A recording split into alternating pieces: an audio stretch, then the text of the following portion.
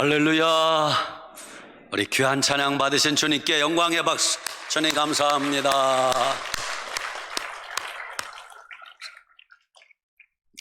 귀한 찬양해 주신 우리 시온 찬양대 그리고 관현악단원들 감사합니다. 한 주간 편안하셨습니까? 오늘 주 앞에 나와 예배하는 여러분 모두에게 하나님이 하늘문 여시고 은혜 주실 줄 믿으시기 바랍니다. 가정에서 영상으로 뵙게 되는 성도님들에게도 주님이 같은 은혜 내려주실 줄 믿으시기 바랍니다. 아멘. 오늘도 은혜를 사모하고 마음의 문을 열고 입술로 아멘 하면 갑절의 은혜가 임하게 될 것입니다. 아멘. 새벽마다 지난 목요일까지 42일 동안에 걸쳐 욥기 강해를 했습니다. 욥기 설교를 하면서 정말 어려운 말씀 가운데 하나님이 큰 은혜를 경험하게 하셨습니다. 그래서 지난 42일 동안 증거했던 욥기 말씀을 좀 종합적으로 요약해서 오늘 말씀을 여러분들에게 증거하려고 합니다. 오늘 증거할 말씀의 제목은 이런 제목입니다. 시작. 도대체 왜 나에게 이런 일이? 우리가 인생을 살면서 겪는 아픔과 고난은 믿음의 사람이라면 다 겪는 고난입니다. 욥도 그런 고난을 겪었습니다. 그렇게 믿음 좋은 욥이, 하나님까지도 그 믿음을 인정했던 욥이 왜 그런 고난을 당해야 했을까요? 우리는 하나님 앞에 질문하지 않을 수 없습니다. 하나님, 왜 욥에게 그런 시련과 고난을 당하게 하셨습니까? 오늘 우리도 마찬가지입니다. 하나님, 제가 나름대로 믿음으로 살려고 하지 않아요? 이만하면 세상 사람에 비해서 선하게 산다고 자부하는데, 이만하면 기도하려고 몸부림치고 애를 쓰는데 왜 하나님 믿음의 사람이 더 많은 어려움을 당합니까? 이런 질문이 쏟아진단 말입니다. 성경에 나오는 모든 믿음의 사람도 똑같은 고난을 당했습니다. 그렇게 믿음 좋은 야곱은 왜 한밤중에 야반 도주해야 했을까요? 그렇게 믿음 좋은 요셉은 왜 종으로 팔려가고 누명을 뒤집어 쓰고 감옥에 가야만 했을까요? 그렇게 믿음 좋은 한나는 왜 아기도 낳지 못하고 그 고통의 세월을 보내야 했을까요? 그렇게 믿음 좋은 다니엘은 왜 사자굴에 던져져야만 했을까요? 우리는 끊임없이 질문하지 않을 수 없습니다. 우리가 잘 아는 욥이 어떤 믿음을 가지고 있었습니까? 욥기 1장 1절과 1장 9절에 8절에 똑같은 말씀이 반복되는데, 욥의 믿음은 첫째, 그 사람은 온전하고, 둘째, 정직하며, 셋째, 하나님을 경외하며, 넷째, 악에서 떠난 자라 그래요. 욥기 1장 1절과 8절에 두 번이나 반복해서 욥은 온전하고 정직하며 하나님을 경외하고 악에서 떠난 자라, 하나님이 보증하고 하나님이 인정하는 믿음을 욥은 가지고 있었다는 것입니다. 그런 욥에게 어느 날 갑자기 환란의 바람이 불어오기 시작합니다. 어느 날 갑자기 한꺼번에 홍수가 밀려오기 시작하는데 정신을 차릴 수가 없습니다. 첫 번째, 욥에게는 재산의 시험이 왔습니다. 하루아침에 모든 재산을 다 잃어버렸습니다. 그 당시 욥이 가지고 있는 재산은 짐승이었습니다. 욥이 기르는 짐승이 몇 마리인가? 성경에 이렇게 나옵니다. 양이 7,000마리라, 낙타가 3,000마리라, 소가 500결이, 결이는 쌍을 뜻하는데 즉 1,000마리라, 나귀가 500마리라. 우리는 이게 어느 정도인지 감이 안 옵니다. 그래서 제가 설교 준비하면서 전자계산기를 좀 두들겨 봤어요. 요즘 양 한 마리, 염소 한 마리가 얼마나 하는가? 그냥 적게 잡아도 30만 원을 칩시다. 그러면 양이 7,000마리면은 21억이에요. 양값만 해도. 욥이 기르는 낙타가 3,000마리인데 여러분, 중동의 낙타가 굉장히 비쌉니다. 우리나라 소보다 더 비싼데 적게 잡아서 300만 원 칩시다. 그러면 3,000마리면은 90억이에요. 안 놀라시죠? 욥이 기르는 소가 500결이 1,000마리예요. 소 한 마리에 500만 원을 잡으면 50억입니다. 나귀 한 마리에 200만 원씩 500마리면은 10억입니다. 전부 더하면 170억이에요. 이게 지금부터 3천년 전입니다. 지금도 170억이 큰 돈인데 3천년 전에 170억이면 얼마나 큰 돈입니까? 그런데 욥의 그 재산이 하루아침에 다 날아갔습니다. 어느 날 갑자기 스바 사람이 쳐들어와서 소와 나귀를 전부 빼앗아 갔습니다. 어느 날 갑자기 하늘에서 우르릉 꽝꽝 불이 내려서 양 7,000마리가 다 죽어버렸습니다. 어느 날 갑자기 갈대아 사람이 쳐들어와서 낙타를 다 약탈해 갔습니다. 하루아침에 욥이 알거지가 됐어요. 정신이 있겠습니까? 그것뿐만이 아니에요. 며칠 뒤에 욥은 10남매 자녀들을 두었습니다. 아들이 7이요 딸이 3이라. 욥이 10남매를 너무너무 믿음으로 예쁘게 잘 길렀습니다. 그래서 10남매가 돌아가면서 오늘은 큰오빠, 내일은 둘째 오빠, 이렇게 10남매가 돌아가면서 형제들이 모이면 첫째 하나님께 예배드리고, 그리고 음식을 잘 차려서 10남매가 아름답게 교제하고 이렇게 살고 있었어요. 어느 날 맏아들 집에 10남매가 모였습니다.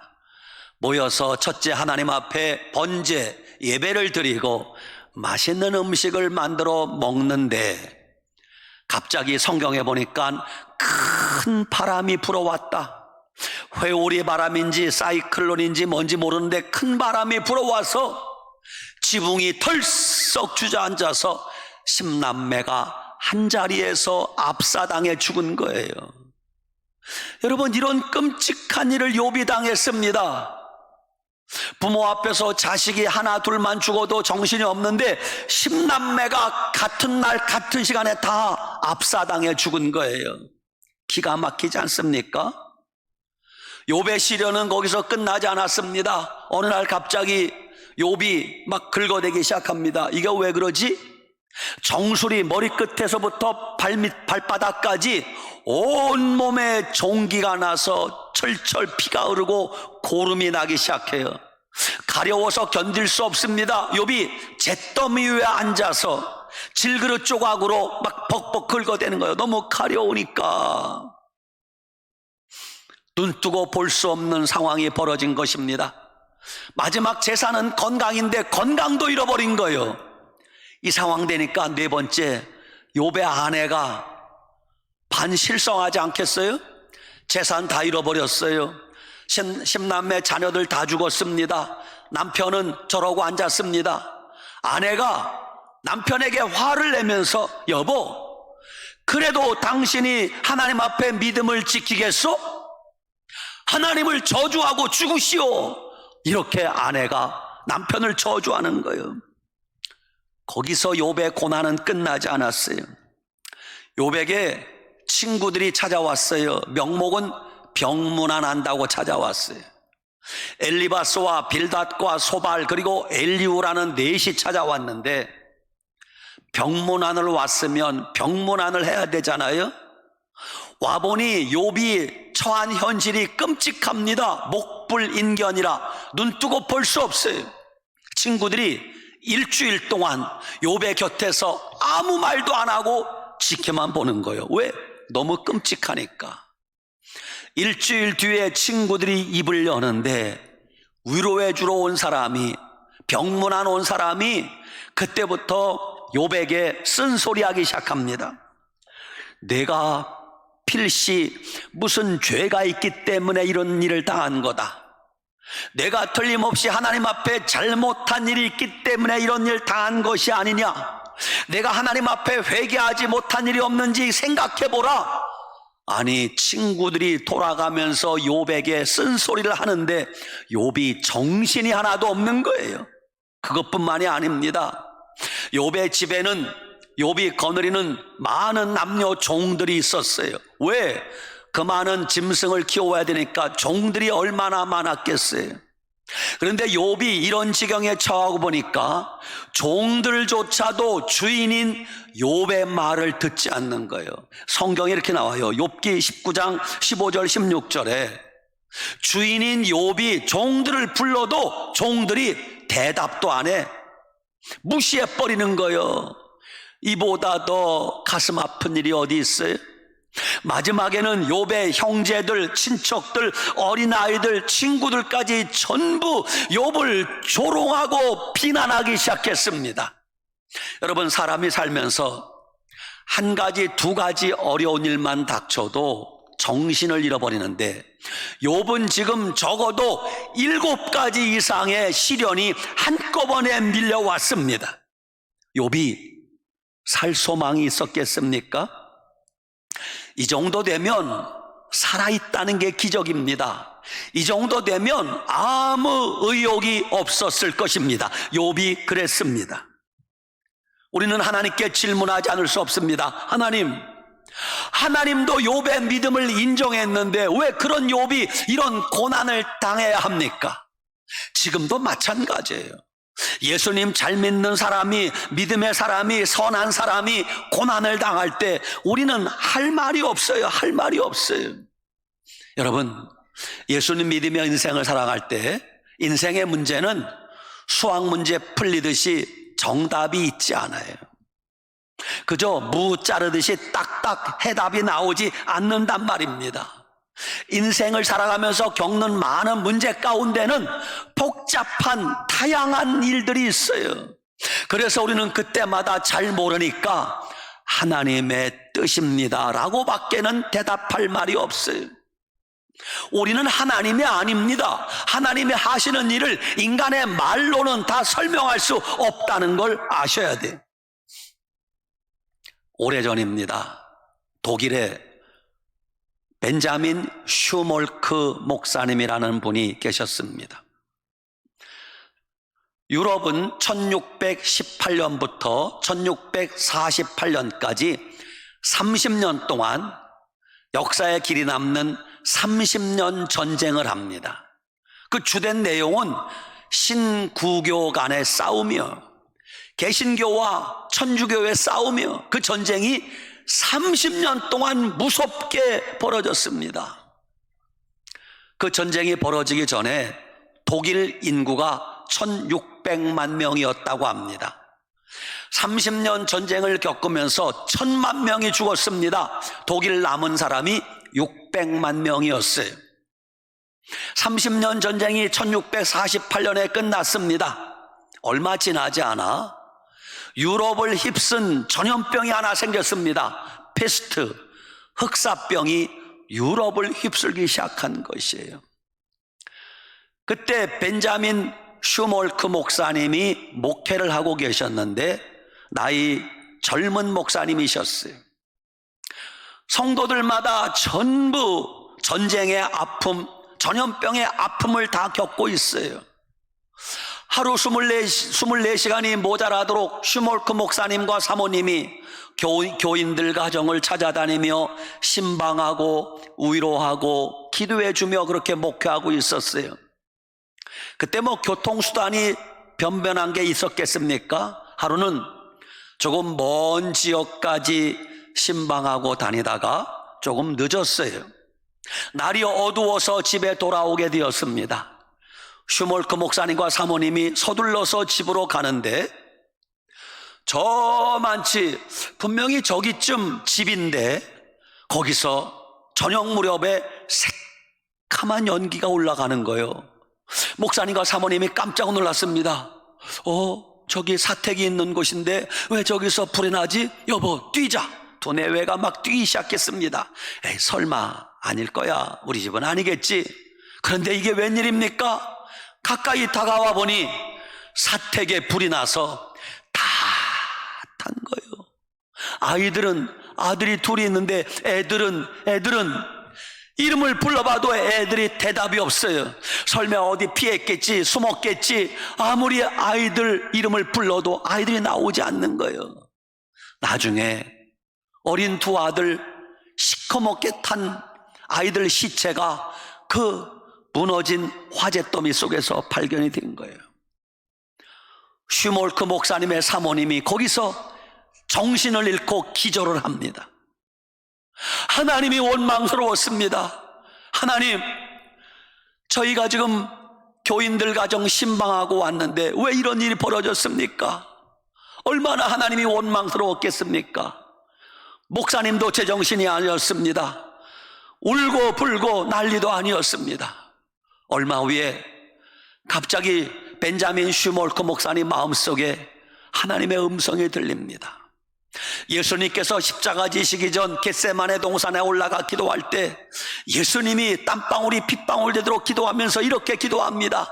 아버지여, 할 수 있으면 이 잔을 내게서 지나가게 하옵소서.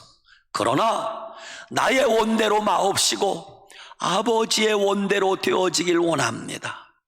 벤자민 슈몰크 목사님이 예수님의 그 말씀이 떠올라서 울고 또 울었습니다. 주님의 뜻이라면 순종하겠습니다.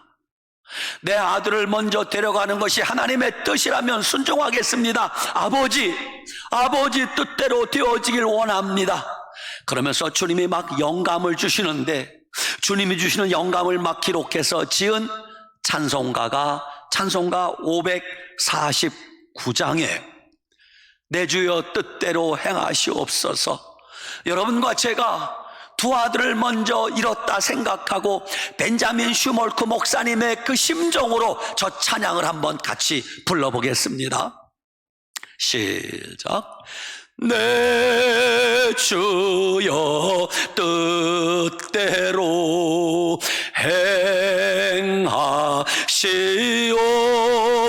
행하시옵소서. 온 몸과 영혼을 다 주께 드리니 이 세상 고락간 주 인도하시고 날 주관하셔서 뜻대로 하소서. 그렇습니다. 고통 중에, 내가 알 수 없는 고통 중에 하나님 뜻대로 하시옵소서. 이 고백이 여러분의 고백, 우리의 고백 될 수 있길 바랍니다. 욥기 3장에 보면 욥이 이 말로 할 수 없는 고난을 당하면서 하나님께 이런 내용의 기도를 합니다. 하나님, 차라리 내가 어머니 뱃속에서 태어나지 않았으면 좋았을 텐데, 하나님, 내가 차라리 예전에 그때 죽었으면 좋았을 텐데요. 하나님, 내가 차라리 지금이라도 죽었으면 좋겠습니다 라고 죽음을 구하는 기도를 욥이 하는 것을 보게 됩니다. 생각해 보세요. 뭐가 남아 있어요? 재산 다 잃어버렸죠. 10남매 자녀들 다 죽었죠. 아내는 욥을 저주하고 도망가 버렸죠. 종들도 자기를 무시하죠. 친척들, 친구들 다 자기를 조롱하고 앉았죠. 욥이 살아갈 희망이 있겠습니까? 오늘 우리도 마찬가지일지 모릅니다. 우리도 재산 잃어버리고, 집도 잃어버리고, 자식도 잃어버리고, 건강도 잃어버리고, 이제는 미래도 없다, 꿈도 없다 라는 분들, 어쩌면 숨어서 이런 기도하시는 분들 안 계십니까? 하나님, 나 좀 빨리 데려가 주세요. 내가 예수님 믿으니까 죽을 수는 없고, 하나님, 나 좀 빨리 데려가 주세요. 나 이제 더 이상 세상 살기 싫습니다. 이제 나는 이 세상 빨리 떠나 주님 품에 안기는 게 내 소원입니다. 오늘 밤도 괜찮습니다. 내일 밤도 괜찮습니다. 이런 마음에 숨은 기도하시는 분들에게 부탁드립니다. 여러분, 아무리 힘들고 어려워도 주님이 우리를 부르시는 그날까지는 주님 바라보며 참고 인내하고 믿음으로 살아가시기 바랍니다. 왜? 애매히 고난을 당해도 슬픔을 참으면 이는 아름답다고 그랬습니다. 믿음의 사람이 당하는 고난 속에는 하나님의 뜻이 있다는 걸 아셔야 됩니다. 여러분, 고난 당할 때는 다른 방법이 없습니다. 오직 주님 바라보고 참는 길밖에는 방법이 없습니다. 예수님도 참았습니다. 모든 믿음의 사람이 참았습니다. 디모데후서 4장 7절, 내가 선한 싸움을 싸우고 믿음을 지켰으니 이후로는 주님이 의의 면류관을 예비하리라 그랬습니다. 여러분, 지금 절망 가운데 이제 내 인생은 끝이다, 내 인생에 미래는 없다, 난 이제 죽는 길밖에는 방법 없다라는 분들 아닙니다. 아직 포기하지 말고 믿음의 눈 들어 주님 바라보면 주님이 우리의 남은 인생 지켜주실 줄 믿으시기 바랍니다. 프랑스에 오벨랑이라는 목사님이 계셨답니다. 그 목사님은 목양실에 보석인지 돌인지 비슷해 보이는 돌 2개를 항상 목양실에 비치해 두었는데, 성도님들이 힘들어 목사님을 찾아뵙고 상담하러 오면 상담을 마친 후에 그 돌 2개를 보여주시면서 이렇게 물었답니다. 성도님, 이 2개의 돌이 비슷하게 보이는데 이 2개의 돌이 보석입니다. 둘 중에 어느 것이 더 반짝거리고 빛이 납니까? 그러면 성도님들이 다 알아맞혀요. 목사님, 이쪽에 보석이 더 빛이 나는 것 같습니다. 그래요, 맞습니다. 왜 그런 줄 아세요? 같은 보석인데 한쪽은 좀 흐릿하고 빛이 없는 보석은 8번밖에 가공하지 않았습니다. 그래서 아직은 흐릿한 겁니다. 지금 이 반짝거리고 빛나는 보석은 그보다 10배가 많은 80번을 가공했습니다. 그래서 반짝반짝 빛이 나는 겁니다. 성도님, 우리가 인생 살면서 당하는 고난과 시련과 아픔은 하나님이 우리를 반짝거리는 보석 같은 존재로 쓰시기 위하여 하나님이 주시는 축복의 시간임을 기억하시기 바랍니다. 여러분, 금은 제가 말씀드렸잖아요. 뜨거운 용광로 속에 들어갔다 나와야 정금, 순금이 되는 거예요. 뜨거운 불구덩이 속에 들어갔다 나와야 순금이 되어 나오는 것이에요. 그가 나를 연단하신 후에는 내가 정금같이 순금같이 되어 나오리라 그러잖아요. 그래서 고난은 변장된 축복이라고 말씀하는 것입니다. 야고보 1장 12절, 시험을 참는 자는 복이 있나니 이는 시련을 견디어낸 자가 주께서 자기를 사랑하는 자들에게 약속하신 생명의 면류관을 얻을 것이기 때문이라 그랬어요. 시험과 고난은 참으면 생명의 면류관을 얻게 된다는 것입니다. 요즘은 참 살기 좋습니다. 방 안에 수도꼭지가 다 들어와 있어서 그저 거실에서 물 틀면 물이 나오고 얼마나 편합니까? 예전에는 시골에서 물이 집에 없는 집이 많았어요. 그래서 멀리 있는 우물에서 물찌개로 물을 길어다가 항아리에 부어놓고 물을 썼어요.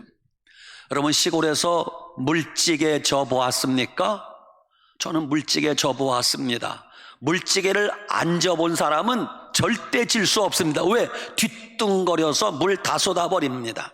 어떤 사람이 물찌개에 왼쪽 오른쪽에 항아리를 매달고, 끈으로 항아리를 매달고 물을 날라 이제 집에 큰 항아리에 물을 보관하는 거예요. 그런데 오른쪽 항아리는 말짱한데 왼쪽 항아리는 중간에 금이가 있었어요.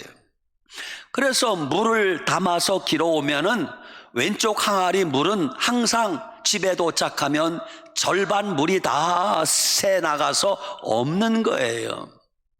나중에 왼쪽 항아리가 주인에게 애원을 했어요. 주인님, 제가 금이 가서 물을 절반밖에 담지 못하고 물을 다 쏟아버리고 주인님에게 2번 일을 시켜 죄송합니다.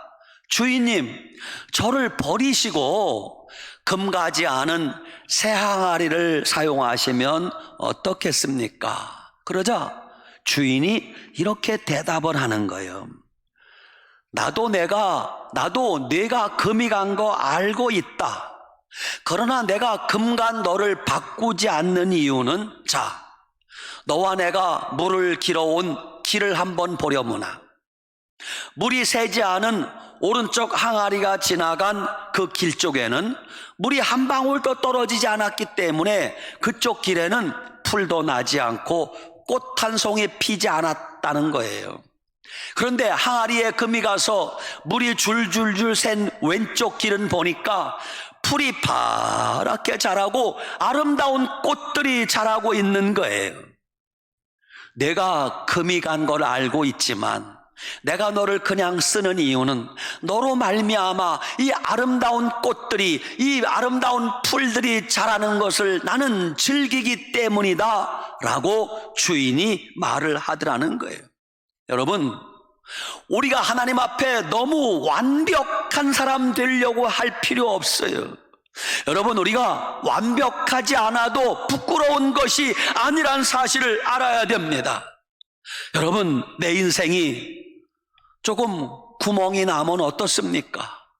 내 인생이 좀 갈라지고 금이 갔으면 어떻습니까? 내 인생이 좀 못나고 부족하면 어떻습니까? 내 인생에 좀 허물이 있고 내 인생이 좀 병들면 어떻습니까? 내 인생이 좀 배우지 못한 것이 있고 가진 것이 없으면 어떻겠습니까? 내 인생에 상처와 좀 아픔이 있은들 어떻겠습니까? 내 인생에 실패와 어려움이 좀 있으면 어떻겠습니까? 그런 나로 말미암아 누군가 힘을 내어 살아갈 수 있다면 나도 충분히 살아갈 이유가 있는 것이 아니겠습니까? 독일에 마티라는 이름을 가진 사람의 간증입니다. 그는 다니던 직장에서 잘렸습니다. 직장을 잃어버리니 실직자가 된 거예요. 돈이 떨어졌습니다. 얼마나 힘들겠습니까? 나중에는 먹을 것도 없고 신발도 너덜너덜해졌습니다. 마음속에 막 원망 불평이 생기는 거예요. 하나님, 내가 뭘 잘못했다고 나는 직장도 잃어버려야 됩니까? 원망 불평하던 어느 날 주일이었습니다. 습관적으로 그래도 믿음이 있기 때문에 다 떨어진 신발을 신고 교회 가서 예배 드리려고 맨 뒷자리에 앉았습니다. 그러나 기쁨도 없고 감사함도 없고 마음에는 원망 불평이 가득합니다. 그런데 예배당 뒷자리에 앉아 있는데 자기 옆에는 먼저 온 한 사람이 앉아 있었어요.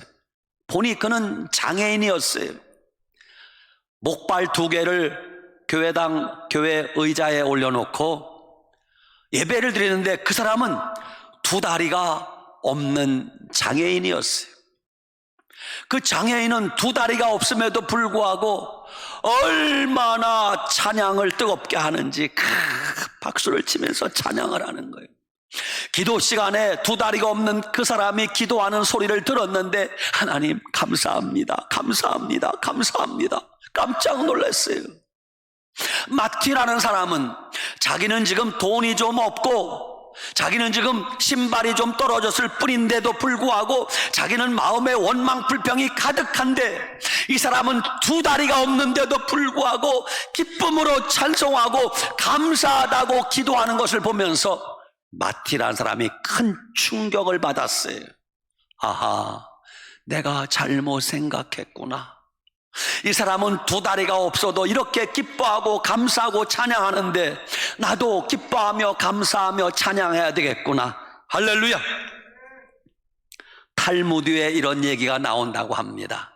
인간의 마음속에는 누구나 다 두 개의 주머니가 있답니다. 한쪽 주머니에는 기억의 주머니라고 하고 한쪽 주머니에는 망각의 주머니라고 한답니다. 기억의 주머니 속에는 좋은 일을 담는 주머니랍니다. 기뻤던 일, 감사한 일, 아름다운 일, 고마운 일, 그런 것은 기억의 주머니 속에 보관하라는 거예요. 반대로 망각의 주머니 속에는 슬펐던 일, 속상했던 일, 기분 나쁜 일, 남하고 다툰 일, 그런 것은 망각의 주머니에 보관하라고 주머니가 두 개 있다는 거예요. 그런데 실제로 인간은 거꾸로 삽니다. 감사했던 일, 기뻤던 일, 좋았던 일은 며칠 지나면 망각의 주머니에 넣어서 싹 잃어버려. 반대로 속상한 일, 괴로운 일, 답답한 일, 힘들었던 일, 어려운 일은 기억 속에 저장해 놓고 아주 그거는 잃어버리지도 않는단 말입니다. 그래서 우리가 불행하게 산다는 것이에요. 여러분, 우리 주변에는 아둔한 인간의 머리로는 이해가 안 되는 일이 참 많습니다. 지금까지 한국교회를 성장시켜온 기라성 같은 목사님들이 이제 한 분, 두 분 세상을 거의 다 떠나셨습니다. 얼마 전에는 서울의 온누리교회 하용조 목사님, 대단한 분이죠. 근데 하용조 목사님은 여러분 생전에 대수술을 6번이나 받으셨어요. 그 믿음 좋은 하용조 목사님이 대수술을 6번이나 받으셨어요. 기장측의 한신교회 이중표 목사님이라고 계십니다. 그 목사님은 암수술을 4번이나 받았어요. 얼마 전에 부산의 수영록교회 정필도 목사님, 제가 개인적으로 존경하는 목사님인데 얼마 전에 세상에 이런 일이 코로나에 감염돼서 천국 가셨어요. 여러분, 그 목사님들은 우리보다 죄가 많아서 암에 걸리고 수술을 받고 코로나에 걸려 돌아가신 겁니까? 여러분, 절대 그렇지 않습니다. 믿음 좋은 사람도 병에 걸릴 수 있고, 믿음 좋은 사람도 암에 걸릴 수 있고, 믿음 좋은 사람도 코로나에 걸릴 수 있습니다. 전염병은 누구든 걸릴 수 있습니다. 오늘 우리 부목사님 두 분도 코로나 걸려 교회 못 오셨어요. 그분들이 믿음이 약해서가 아닙니다. 기도를 안 해서가 아닙니다. 죄가 많아서가 아니라는 것입니다. 그런데 우리는 아담의 피를 물려받은 우리는 못된 버릇이 있어요. 내가 어려운 일 당하면 그건 고난 당하는 거고, 남이 어려운 일 당하면 그거는 죄 때문이라고 이렇게 생각을 해요. 내가 어려운 일 당하면 하나님의 사랑의 매를 맞는 거고, 남이 어려운 일 당하면 그건 하나님의 징계의 채찍을 맞는 거라고 그렇게 해석하려고 자꾸 생각을 합니다. 그러시면 안 됩니다. 요한복음 9장에 한 소경이 예수님과 제자들을 찾아왔어요. 태어날 때부터 앞을 못 보는 사람입니다. 제자들이 예수님께 묻습니다. 주여, 이 사람이 소경된 것은 누구의 죄 때문입니까? 자기의 죄 때문입니까? 부모의 죄 때문입니까? 그러자 예수님께서 이렇게 답변하십니다. 이 사람이 소경된 것은 자기의 죄 때문도 아니요 부모의 죄 때문도 아니라 하나님이 하시는 일을 나타내고자 하심이라. 아멘. 사랑하는 여러분, 그렇습니다. 우리가 인생 살아가면서 이해 안 되는 일, 설명할 수 없는 일을 만나거든 하나님 원망하지 마세요. 왜? 하나님은 실수하지 않는 하나님이세요. 잘못이 있다면 인간인 내가 잘못이고 우리가 문제가 있는 것이지 하나님 잘못이 아니라는 것을 아셔야 됩니다. 자꾸 하나님께 원망, 불평하려고 하는 그 마음을 빨리 버려야 됩니다. 하나님은 실수하지 않는 하나님인 걸 아셔야 됩니다. 여러분, 만약 하나님을 원망하려고 했다면 욥은 이를 부득부득 깔며 하나님을 원망해야 정상입니다. 그런데 욥은 재산 다 잃어버리고 자식 다 죽어버리고 아내도 저주하고 친구들도 떠나가고 종들도 떠나가고 다 잃어버렸음에도 불구하고 오늘 욥기 1장 20절에서 21절 22절에 이렇게 욥이 고백합니다. 말씀 띄워주실래요? 자, 이르되 시작. 이르되 내가 모태에서 알몸으로 나와 싸운즉 또한 알몸이 그리로 돌아가올지라. 주시니도 여호와시요 거두시니도 여호와시오니 여호와의 이름이 찬송을 받으실지니이다 하고 이 모든 일에 욥이 범죄하지 아니하고 하나님을 향하여 원망하지 아니하니라. 아멘. 따라합시다. 주시니도 여호와시요 거두어 가시니도 여호와시오니 내가 범죄하지 않겠습니다. 내가 원망하지 않겠습니다. 사랑하는 여러분, 고난이 왔을 때는요 어금니를 꽉 깨물고 욥처럼 조금만 참고 인내하면 반드시 하나님이 여러분을 다시 일으켜줄 그날이 올 줄 믿으시기 바랍니다. 잠깐 후에 여러분의 고난이 축복으로 변화될 그날이 올 것입니다. 낙심하지 말고 실망하지 말고 조금만 참고 인내하면서 날마다 견고한 믿음으로 살아가는 우리 모두가 되시길 축원합니다. 아멘. 기도하겠습니다. 하나님 아버지 감사합니다. 오늘 거룩한 주일 주님 앞에 나와 예배드리는 성도들 한 사람 한 사람 기억하여 주시옵소서. 고난당하는 성도들, 질병 중에 고통당하는 성도들, 여러 가지 시험 환난당하는 성도들 하나님 불쌍히 여겨주시고 그 속에서 끝까지 예수님 바라보며 참고 인내하여 욥처럼 승리하게 하여 주시옵소서. 주시니도 여호와시오 거두어 가시니도 여호와시오니 주님 원망 불평하지 말게 하시고 끝까지 믿음으로 인내하고 승리하게 하여 주시옵소서. 예수님 이름으로 축복하고 기도 올리옵나이다. 아멘.